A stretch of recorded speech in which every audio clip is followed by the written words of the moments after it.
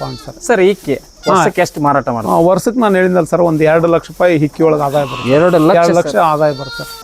ಯಾಕಂದ್ರೆ ನಾನು ಮಾಡೀನಿ ಅಂತ ಹೇಳಿ ನಾನು ಊರಾಗ ಇದ್ಕೊಂಡು ಅವು ಮೇಕೆಗಳು ಒಂದು ಕಡೆಗಿದ್ದು ಅಂತಂದ್ರೆ ಇವತ್ತು ಕಾಯಿಲೆ ಬಂದು ನಾಳೆ ಡೆತ್ ಆಗಿರ್ತದೆ. ಅದು ಭಾಳ ಪ್ರಮುಖ. ಅದು ಆರಾಮಿಲ್ಲ ಅಂತಂದ್ರೆ ಅದು ಹಿಂದೆ ಹೋಗಿ ನಿಂತು ಬಿಡುತ್ತೆ ಸರ್. ಅದು ಹಿಂದೆ ನಿಂದಿರ್ತಾ ಏನು ಊಟ ಮಾಡೋದಿಲ್ಲ ಅದು. ಅದ್ರ ಲಕ್ಷಣ ಅದು. ಏನು ಆಹಾರ ತಗೊಳೋದಿಲ್ಲ, ಮತ್ತೆ ಹಿಂದೆ ಹೋಗಿ ನಿಂದಿರ್ತದೆ ಎಲ್ಲದಕ್ಕಿಂತ ಹೋಗಿಂದ. ನೀವು ಆ ಟೈಮ್ನ ನೀವು ನಿರೀಕ್ಷೆ ಮಾಡದಿದ್ರೆ, ಅದಕ್ಕೆ ಆಹಾರ ಕೊಡದಿದ್ರೆ 2-3 ದಿನದೊಳಗೆ ಸತ್ತೋಗ್ಬಿಡ್ತದೆ ಅದು. ಇಮಿಡಿಯೇಟ್ ಆಗಿ ಸಾಯ್ತಾ ಆಡು. ಯಾಕಂತಂದ್ರೆ ನಾನು ಹೇಳಿದ್ನಲ್ಲ, ಈಗ ನಿಮ್ಗೆ ಕಣ್ಣಿದ್ರಿಗೆ ಐತಿ. ಈಗ ನಮ್ಮ ಇವು 26ರಿಂದ ಈಗ ಒಂದು 5-6 ತಿಂಗಳಲ್ಲಿ ಒಂದು 35 ಮರಿಗಳಿದಾವೆ. ಈಗ 35 ಮರಿ ಅದಾವೆ. ಇನ್ನು 6 ತಿಂಗಳು 35, ಸುಮಾರು 70 ಮರಿಗಳು. 70 ಮರಿ ಅಂತಂದ್ರೆ 7,000 ರೂಪಾಯಿ ಎವರೇಜ್ ರೇಟ್ ಹಿಡಿದ್ರು 5 ಲಕ್ಷ ರೂಪಾಯಿ ಆದಾಯ ಬಂತು. ಹಾಕಿವಲ್ಲ ಸರ್, ಜೋಳದ ಮೇವು ಹಾಕಿವಿ, ಕಡ್ಲಿ ಒಟ್ಟು ಹಾಕ್ತಿವಿ, ತೊಗರಿ ಒಟ್ಟು ಹಾಕ್ತಿವಿ, ಮತ್ ಮೆಕ್ಕೆಜೋಳ ಕೊಡ್ತೀವಿ ಒಂದು 100 ಗ್ರಾಮ್ ನಂಗ. ಮತ್ ಬೆಳಗ್ಗೆ ನಾನು ಹೇಳಿದ್ನಲ್ಲ ಇದ್ರ ಗಂಜಿ ಕೊಡ್ತೀವಿ.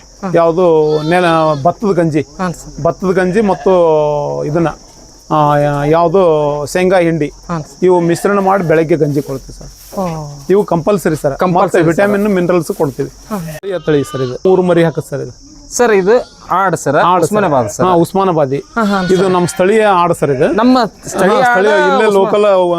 ಇದು ಉಸ್ಮಾನಾಬಾದಿ ಸರ್ ಇದಕ್ಕೆ ಹೆಸರು. ಅಂದ್ರೆ ಮಹಾರಾಷ್ಟ್ರದ ಉಸ್ಮಾನಾಬಾದಿಯಲ್ಲಿ ಈ ತಳಿ ಹುಟ್ಕೊಂತು ಅಂತ ಹೇಳ್ತಾರೆ ಹಿಂದಿನವರೆಲ್ಲ. ಇದು ಇದರ ವಿಶೇಷತೆ ಅಂತಂದ್ರೆ ಸರ್, ಇದು 2-3 ಮರಿಗಳನ್ನ ಹಾಕತ್ತೆ. ತನ್ನ 3 ಮರಿಗಳನ್ನು ಜೋಪಾನ ಮಾಡ್ಕೊಳತ್ತೆ. ಸಾಕಷ್ಟು ಹಾಲು ಕೊಟ್ಕೊಂಡು ತನ್ನ ಮರಿಗಳನ್ನು ಜೋಪಾನ ಮಾಡ್ಕೊಳತ್. ಸುಮಾರು ಒಂದು 1/2 ಲೀಟರ್ 1 ಲೀಟರ್ ವರೆಗೆ ಹಾಲು ಹಿಂಡತ್ತೆ ಸರ್. ಇದು ಒಂದು ಆಡು ಸರ್. ಇದ್ರದ್ದು ಸಾಮಾನ್ಯವಾಗಿ ಇನ್ನೊಂದು ವಿಶೇಷತೆ ಅಂತಂದ್ರೆ ಸರ್, ಪ್ರತಿ 7 ತಿಂಗಳಿಗೊಮ್ಮೆ ಮರಿ ಹಾಕತ್ತ. ಈಗ ನಮ್ದು ಇಲ್ಲೇನ ಈಗ ನೋಡಿದ್ರಿ ಆಡು, ಇದು 2 ಮರಿಗಳನ್ನ ಹಾಕೈತಿ ಸರ್. ಈಗ ಇವು 3 ಅಥವಾ 4 ತಿಂಗಳಿಗೆ ಆಯ್ತು ಅಂತಂದ್ರೆ 7,500 8,000 ರೂಪಾಯಿ ಒಂದೊಂದು ಮರಿ ಮಾರ್ತವೆ ಸರ್. ಒಂದು ಮರಿ ಸರ್. ಅಂದ್ರೆ ಒಂದು ಆಡಿನಿಂದ 7,000 ರೂಪಾಯಿ ಮಾರಿದ್ರು 14,000 ಆಯ್ತು ಸರ್.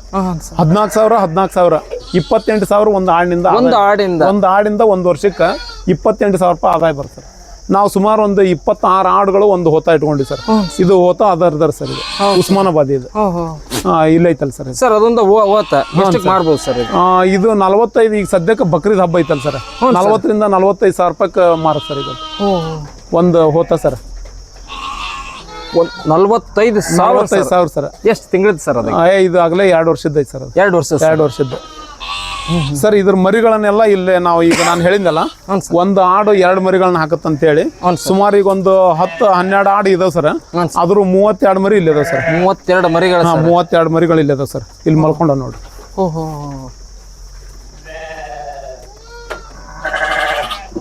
ಆ ಕಡೆ ಒಂದಿಷ್ಟು ಮರಿ ಹಾಕೊಂಡ್ರಿ ಸರ್. ಅಂದ್ರೆ ಜಾಗ ಇಲ್ಲಿ ಕಂಜೆಸ್ಟೆಡ್ ಆಗುತ್ತಂತ, ಹತ್ಯೆ ಆಗುತ್ತೆ ಅನ್ನೋ ಕಾರಣಕ್ಕೆ ಆ ಕಡೆ ಒಂದಿಷ್ಟು ಮರಿ ಹಾಕೊಂಡು. ಇವೆಲ್ಲ ಈಗ ಒಂದು 3ರಿಂದ 4 ತಿಂಗಳು ಮರಿ ಸರ್. ಈಗ ನಾವಲ್ಲಿ ಕೊಟ್ರಪ್ಪ ಅಂತಂದ್ರೆ 7,000ರಿಂದ 8,000 ರೂಪಾಯಿ ಹೋಗ್ತದೆ ಸರ್ ಒಂದೊಂದು ಮರಿ ಸರ್. ಒಂದು ಆಡು ಒಂದು ವರ್ಷಕ್ಕೆ 4 ಮರಿಗಳನ್ನ ಕೊಡುತ್ತೆ ಸರ್. 4 ಮರಿ ಕಡೆಗೆ 2 ಮರಿ ಕೊಟ್ಟರು ಅಂತಂದ್ರು ಕೂಡ 7,500 ಹಿಡಿದ್ರೆ 15,000 ರೂಪಾಯಿ ಒಂದು ಆಡಿನಿಂದ ಆದಾಯ ಬರುತ್ತೆ ಸರ್. ಒಂದು ಆಡಿನಿಂದ ಒಂದು ವರ್ಷಕ್ಕೆ 15,000 ರೂಪಾಯಿ ಆದಾಯ ಬರುತ್ತೆ ಸರ್. ನಾವು ಅರ್ಧ ಖರ್ಚು ಮಾಡಿ ಅರ್ಧ ಉಳಿದ್ರು ಅಂತಂದ್ರು 7,000-8,000 ರೂಪಾಯಿ ಉಳಿತಿದ್ದಲ್ಲ ಸರ್. ನಾವೊಂದು 20-25 ಆಡು ಸಾಕೊಂಡ್ಬಿಟ್ರೆ ಹೊರಗೆ ಮೇಯಿಸಿದ್ರು ಅಂತಂದ್ರು ಇನ್ನೂ ಕನಿಷ್ಠ ಆಹಾರ ತಿಂತಾವು ಸರ್. ಹೊರಗೆ ಮೇಸಲ್ಲ ಸರ್. ನಾವು ಎಲ್ಲ ಸ್ಟಾಲ್ ಫೀಡಿಂಗ್.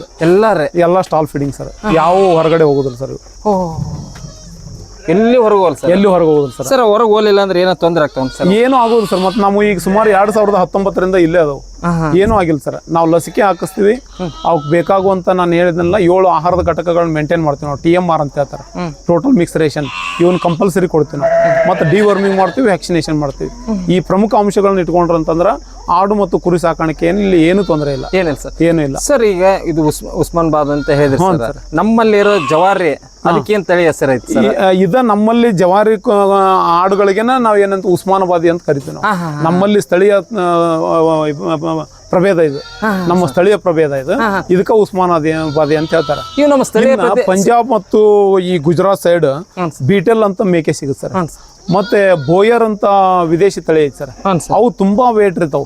ಅಂತವು ಸಿಕ್ಕುವಂತಂದ್ರ ನಮ್ಮ ಸ್ಥಳೀಯ ಕುರಿಗಳಿಗೆ ಇದನ್ನ ಮಾಡಿದ್ರ ಅವುಗಳ ಫ್ಯಾಟ್ನಿಂಗ್ ಅಂತಂದ್ರ ತೂಕ ಜಾಸ್ತಿ ಬರ್ತದೆ.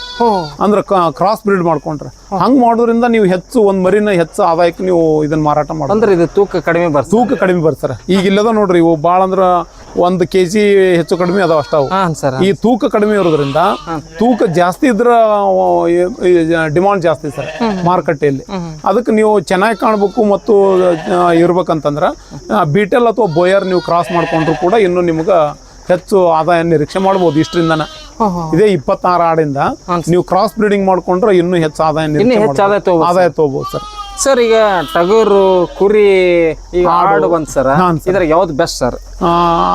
ಆಡು ನಿಮ್ಗೆ ಹೆಚ್ಚಿನ ನಿರೀಕ್ಷೆಯಿಂದ ಲಾಭ ಕೊಡುತ್ತೆ ಸರ್ ಆಡು. ಯಾಕಂತಂದ್ರೆ ನಾನು ಹೇಳಿದ್ನಲ್ಲ ಈಗ ನಿಮ್ಗೆ ಕಣ್ಣಿದ್ರಿಗೆ ಐತಿ. ಈಗ ನಮ್ಮ ಇವು 26ರಿಂದ ಈಗ ಒಂದು 5-6 ತಿಂಗಳಲ್ಲಿ ಒಂದು 35 ಮರಿಗಳಿದಾವೆ. ಈಗ 35 ಮರಿ ಅದಾವ. ಇನ್ನು 6 ತಿಂಗಳು 35, ಸುಮಾರು 70 ಮರಿಗಳು. 70 ಮರಿ ಅಂತಂದ್ರೆ 7,000 ರೂಪಾಯಿ ಎವರೇಜ್ ರೇಟ್ ಹಿಡಿದ್ರು 5 ಲಕ್ಷ ರೂಪಾಯಿ ಆದಾಯ ಬಂತು. ಪ್ರತಿ ವರ್ಷ ಒಂದು 25 ಆಡಿಂದ 5 ಲಕ್ಷ ನೀವು ನಿರೀಕ್ಷೆ ಮಾಡ್ಬೋದು. ಆಹಾರ ಏನ್ ಕೊಡ್ತೀರಿ ಸರ್? ಆಹಾರ ಸಾಮಾನ್ಯ ಜೋಳದ ಮೇವು. ನಾವು ಏನು ವಿಶೇಷ ಆಹಾರ ಕೊಡೋದಿಲ್ಲ. ರೆಡ್ ನೇಪಿಯರ್ ಈಗ ನೀವೆಲ್ಲ ಇಲ್ಲಿ ಗೊಂದಿ ಒಳಗೆ ಹಾಕಿವಲ್ಲ ಸರ್, ಜೋಳದ ಮೇವು ಹಾಕಿವಿ, ಕಡ್ಲಿ ಹೊಟ್ಟು ಹಾಕ್ತಿವಿ, ತೊಗರಿ ಹೊಟ್ಟು ಹಾಕ್ತಿವಿ, ಮತ್ ಮೆಕ್ಕೆಜೋಳ ಕೊಡ್ತೀವಿ ಒಂದು 100 ಗ್ರಾಮ್ ನಂಗ. ಮತ್ ಬೆಳಗ್ಗೆ ನಾನು ಹೇಳಿದ್ನಲ್ಲ ಇದ್ರ ಗಂಜಿ ಕೊಡ್ತೀವಿ. ಯಾವುದು ಭತ್ತದ ಗಂಜಿ ಮತ್ತು ಇದನ್ನ ಯಾವುದು ಶೇಂಗಾ ಹಿಂಡಿ ಇವು ಮಿಶ್ರಣ ಮಾಡಿ ಬೆಳಗ್ಗೆ ಗಂಜಿ ಕೊಡ್ತೀವಿ ಸರ್. ಇವು ಕಂಪಲ್ಸರಿ ಸರ್. ವಿಟಮಿನ್ ಮಿನರಲ್ಸ್ ಕೊಡ್ತೀವಿ. ಹಂಗಂದ್ರೆ ಇವೆಲ್ಲ ಆಡ್ ಸಾಕಾಣಿಕೆ ಕುರಿ ಸಾಕಾಣಿಕೆ ಸರ್, ಇದು ಒಬ್ಬ ಎಜುಕೇಟೆಡ್ ಮಾಡಿದ್ರ ಏನು ಯಾರಾದ್ರೂ ಮಾಡ್ಬೋದು ಸರ್. ಎಜುಕೇಟೆಡ್ ಅಂತಿಲ್ಲ, ಯಾರಾದ್ರೂ ಅವುಗಳ ಬಗ್ಗೆ ಆಸಕ್ತಿ ಇದ್ದವರು ಯಾರಾದ್ರೂ ಮಾಡ್ಬೋದು ಅವನ್ನ. ಆದ್ರೆ ನಾನು ಹೇಳ್ತೀನಲ್ಲ ಸರ್, ನಿಗಾವಣೆ ಭಾಳ ಮುಖ್ಯವಾದದ್ದು. ಯಾಕಂದ್ರೆ ನಾನು ಮಾಡಿನಿ ಅಂತ ಹೇಳಿ ನಾನು ಊರಾಗ ಇದ್ಕೊಂಡು ಅವು ಮೇಕೆಗಳು ಒಂದ್ ಕಡೆಗಿದ್ದು ಅಂತಂದ್ರೆ ಇವತ್ತು ಕಾಯಿಲೆ ಬಂದು ನಾಳೆ ಡೆತ್ ಆಗಿರ್ತದೆ. ಅದು ಭಾಳ ಪ್ರಮುಖ. ಆರಾಮಿಲ್ಲ ಅಂತಂದ್ರೆ ಅದು ಹಿಂದೆ ಹೋಗಿ ನಿಂತು ಬಿಡುತ್ತೆ ಸರ್. ಅದು ಹಿಂದೆ ನಿಂದಿರ್ತಾ ಏನು ಊಟ ಮಾಡೋದಿಲ್ಲ. ಅದು ಅದ್ರ ಲಕ್ಷಣ. ಅದು ಏನು ಆಹಾರ ತಗೊಳೋದಿಲ್ಲ, ಮತ್ತೆ ಹಿಂದೆ ಹೋಗಿ ನಿಂದಿರ್ತದೆ ಎಲ್ಲದಕ್ಕಿಂತ ಹೋಗಿಂದ. ನೀವು ಆ ಟೈಮ್ನ ನೀವು ನಿರೀಕ್ಷೆ ಮಾಡದಿದ್ರ, ಅದಕ್ಕೆ ಆಹಾರ ಕೊಡದಿದ್ರ 2-3 ದಿನದೊಳಗೆ ಸತ್ತೋಗ್ಬಿಡ್ತದೆ. ಇಮಿಡಿಯೇಟ್ ಆಗಿ ಸಾಯ್ತಾ. ಯಾಕಂದ್ರೆ ಕಾಯಿಲೆ ತೀವ್ರಗತಿ ಒಳಗಾಗಿ ಸಾವು ಸಂಭವಿಸ್ಬೋದು ಅಂತ. ಹಂಗಾದಾಗ ನಿಮ್ಮ ಫಾರ್ಮ್ ಲಾಸ್ನೇ ಬರ್ತದೆ. ಇಡೀ ಫಾರ್ಮ್ ಲಾಸ್ನೇ ಬರುತ್ತೆ. ಅದಕ್ಕೆ ನೀವು ಮಾನಿಟರಿಂಗ್ ಭಾಳ ಇಂಪಾರ್ಟೆಂಟ್ ಸರ್. ಸರ್ ಈಗ ಆಡ್ಗೆ ಅಥವಾ ಕುರಿಗೆ ಆಗಿರ್ಬೋದು ಏನಾದ್ರು ವೈರಸ್ ಡಿಸೀಸ್ ನಾನು ಹೇಳಿದ್ನಲ್ಲ ಸರ್, ಪ್ರಮುಖವಾಗಿ ಇವು 5 ಕಾಯಿಲೆಗಳು ನಾವು ಗಮನ ಕೊಡಬೇಕು. ET, BT ಮತ್ತು HS, PPR. ಇವು ಒಂದು. ಸಿಫಾಕ್ಸ್ ನಮ್ಮಲ್ಲಿ ಇಲ್ಲ, ನಾವು ಲಸಿಕೆನೂ ಹಾಕ್ಸಿಲ್ಲ ಪ್ರಾಮಾಣಿಕ ಅಭಿಪ್ರಾಯ ಹೇಳ್ಬೇಕಂದ್ರೆ. ಅದ್ರ ಜೊತೆಗೆ ಡಿವರ್ಮಿಂಗ್ ಮಾಡೋದು. ಇವು ಒಂದಷ್ಟು ಬಿಟ್ರೆ ಮತ್ತೆ ಮೇಜರ್ ಆಗಿ ಯಾವ ಬರೋದಿಲ್ಲ. ಸಾಮಾನ್ಯವಾಗಿ ಸ್ಥಳೀಯ ಸಣ್ಣ ಪುಟ್ಟ ಕಾಯಿಲೆಗಳು ಬಂದಾಗ ಸ್ಥಳೀಯ ವೈದ್ಯರನ್ನ ಅಥವಾ ವೆಟರ್ನರಿ ಡಾಕ್ಟರ್ ಅಥವಾ ಸ್ಥಳೀಯ ವೆಟರ್ನರಿ ಇನ್ಸ್ಪೆಕ್ಟರ್ ಅಂತ ಇರ್ತಾರೆ ಅವರು, ಪಶು ನಿರೀಕ್ಷಣಾ ಅಧಿಕಾರಿಗಳು ಅಂತೇಳಿ. ಅವ್ರನ್ನ ಕರೆದು ನಮ್ಮ ಫಾರ್ಮ್ ಬಂದು ಕೊಟ್ಟೋಗ್ತಾರೆ. ಮತ್ತು ನೀವು ಕೂಡ ಇವತ್ತು ಪಶು ವೈದ್ಯಕೀಯ ಸಹಾಯವಾಣಿ ಐತಿ, ಆಂಬುಲೆನ್ಸ್ ಐತಿ, ಅವ್ರು ಕಾಲ್ ಮಾಡಿದ್ರು ಕೂಡ ನಮ್ಮ ಫಾರ್ಮ್ಗೆ ಬಂದು ಸರ್ವಿಸ್ ಕೊಡ್ತಾರೆ ಸರ್. ಅದ್ರೊಳಗೂ ಕೂಡ ಆಂಬುಲೆನ್ಸ್ ಬಿಟ್ರೆ ಸರ್, ಪಶು ಆಂಬುಲೆನ್ಸ್ ಐತಿ. ಈಗ ಅವರು ಕೂಡ ನಿಮ್ಮ ಫಾರ್ಮ್ಗೆ ಬರ್ತಾರೆ. ನಿಮ್ಮ ಸ್ಥಳೀಯವಾಗಿರ್ತಕ್ಕಂಥ ಪಶು ಆಸ್ಪತ್ರೆ ಕಾಂಟ್ಯಾಕ್ಟ್ ಮಾಡಿದ್ರೆ ಆಂಬುಲೆನ್ಸ್ ನಿಮ್ಮ ಫಾರ್ಮ್ಗೆ ಬಂದು ಸರ್ವಿಸ್ ಕೊಡ್ತಾರೆ ಸರ್. ಸರ್ ಈಗ ಅಪ್ಪರ್ ಒಂದಿಷ್ಟು ಕುರಿ ಮರಿ ಸಾಕ್ತಿದ್ರು, ಆಡ್ ಸಾಕ್ತಿದ್ರೆ ಇಲ್ರಿ? ಹೌದು. ಆಡು ಕುರಿ ಎರಡೂ ಇದ್ದು ಸರ್. ನಾವು 350 ಕುರಿ ಇದ್ದು ಹಿಂದೆ ನಮ್ಮ ತಂದೆಯವ್ರ ಕಾಲಕ್ಕೆ. ಅದು ನಮ್ಗೆ ಏನಂತಂದ್ರೆ ನಾವು ಕೂಡ ಅದನ್ನ ಮುಂದುವರಿಸ್ಬೇಕು ಅನ್ನೋ ಉದ್ದೇಶ ಇಟ್ಕೊಂಡು ನಾವು ಹೊಸ ತಳಿಗಳನ್ನ ಈಗಿನ ಕಾಲಕ್ಕೆ, ಅವಾಗೇನು ಗಿರ್ಪರ್ ಅವ್ರು ನೋಡಿರಕ್ಕಿಲ್ಲ, ಡಾರ್ಪರ್ ಮತ್ತು ನಾರಿ ಸುವರ್ಣ ನಾವು ಈಗಿನ ಕಾಲದ ಬ್ರೀಡ್ ಇವು. ಇದನ್ನ ನಾವು ಯಾವಾಗೂ ಇದ್ದಿರ್ಬೋದು, ಬಟ್ ಅವ್ರಿಗೆ ಏನಂತಂದ್ರ ಸಂವಹನದ ಕೊರತೆಯಿಂದಾಗಿ ಅವ್ರೇನು ಸಾಕಿರಲಿಲ್ಲ. ನಾವು ಇವತ್ತು ಡಾರ್ಪರ್ ಮತ್ತು ನಾರಿ ಸುವರ್ಣ ಇಟ್ಕೊಂಡು ಒಂದು ಲಾಭದಾಯಕವಾಗಿ ನಾವು ಮುನ್ನಡೆಸಕತ್ತೀವಿ ಸರ್. ಮಾರ್ಕೆಟ್ ಇವನು ಎಲ್ಲಿಂದ ತರ್ತೀರಿ? ಮಾರ್ಕೆಟ್ ಹೆಂಗ್ ಮಾಡ್ತೀರಿ? ಮಾರ್ಕೆಟ್ ನಾವು ಎಲ್ಲಿಂದ ತರೋದಿಲ್ಲ. ಈಗ ನಮ್ಮಲ್ಲೇನ ತಳಿಗಳು ಇರೋ ಕಾರಣದಿಂದ ಮೊದಲು ನಾನು ಡಾರ್ಪರ್ ಅನ್ನ ಸಿಡ್ಲಘಟ್ಟದಿಂದ ತಂದಿದ್ದೆ ಸರ್. ಮತ್ತೆ ನಾರಿ ಸುವರ್ಣನ ಅಲ್ಲಿ ಚಿತ್ರದುರ್ಗ ಜಿಲ್ಲೆ ದಿಂಡಾವರದಿಂದ ತಂದಿದ್ದೆ. ಇಲ್ಲಿ ನಮ್ಮಲ್ಲಿ ಈಗ ಏನಂತಂದ್ರ ತಳಿ ಸಂವರ್ಧನೆ ಆದ್ಮೇಲೆ ನಾವು ಎಲ್ಲೂ ಹೋಗಿಲ್ಲ. ನಮ್ಮ ಕುರಿಗಳಿಗೆ ಹಾಕೊಂಡು ನಾವು ತಳಿ ಸಂವರ್ಧನೆಯನ್ನು ಮಾಡ್ಕೊಂತೀವಿ, ಮೀಟ್ ಪರ್ಪಸ್ ಮಾರ್ತೀವಿ ಸರ್. ಆಡಂಕರ್ ಎಲ್ಲ ಸ್ಥಳೀಯ ಆಡು ನಮ್ಮಲ್ಲೇ ಲೋಕಲ್ ಸಿಕ್ಕುದು. ಒಂದು ಆಡು ನಾನು 8,000ಕ್ಕೆ ತಂದಿದ್ದು ಫಸ್ಟ್ಗೆ. ಇನಿಷಿಯಲ್ ಪ್ರೈಸ್ 8,000 ಇತ್ತು ಅವಾಗ ಒಂದು ಆಡಿಗೆ. ಗಬ್ಬಿತ್ತು. ಬಂದ ತಕ್ಷಣ 2 ಮರಿ ಆಯ್ತು. 2 ಮರಿ 7,000 ಮಾಡಿದ್ದು. 14,000 8,000ಕ್ಕೆ ಆಡು ಬಿದ್ದಿತ್ತು. ಅದು 14,000 ರೂಪಾಯಿ ಒಂದು ವರ್ಷಕ್ಕೆ ಆದಾಯ ಕೊಡುತ್ತೆ ನನಗೆ. ನೆಕ್ಸ್ಟ್ ಅದು ಏನೈತೆ ಅಂದ್ರೆ ಅದನ್ನ ಆಡು ಮಾರೋ ಪ್ರಸಂಗ ಬಂತದು. ಅದು ಮಾರಿದ್ರೆ 12,000ಕ್ಕೆ ಆಡು ಮಾರಿತ್ತು. 8,000ಕ್ಕೆ ತಂದು ಆಡು 12,000ಕ್ಕೆ ಮಾರಿತ್ತು. ಅದಕ್ಕೆ ನೀವು ಮೇಯಿಸಿದ್ರ ಮೇಲೆ ಐತೆ ಸರ್. ಅದ್ರ ಬಗ್ಗೆ ಹೆಚ್ಚು ಆಸಕ್ತಿ, ಅದೇ ಹೆಂಗೆ ಮೇಂಟೆನೆನ್ಸ್ ಕೇರು, ಮೇಂಟೈನ್ ಇವೆಲ್ಲ ಭಾಳ ಇಂಪಾರ್ಟೆಂಟ್ ಸರ್. ಸರ್ ಈಕೆ ವರ್ಷಕ್ಕೆ ಎಷ್ಟು ಮಾರಾಟ ಮಾಡಿ? ವರ್ಷಕ್ಕೆ ನಾನು ಹೇಳಿದ್ನಲ್ಲ ಸರ್, ಒಂದು 2 ಲಕ್ಷ ರೂಪಾಯಿ ಹಿಕ್ಕಿ ಒಳಗೆ ಆದಾಯ ಬರುತ್ತೆ. 2 ಲಕ್ಷ ಆದಾಯ ಬರುತ್ತೆ ಹಿಕ್ಕಿ ಒಳಗೆ.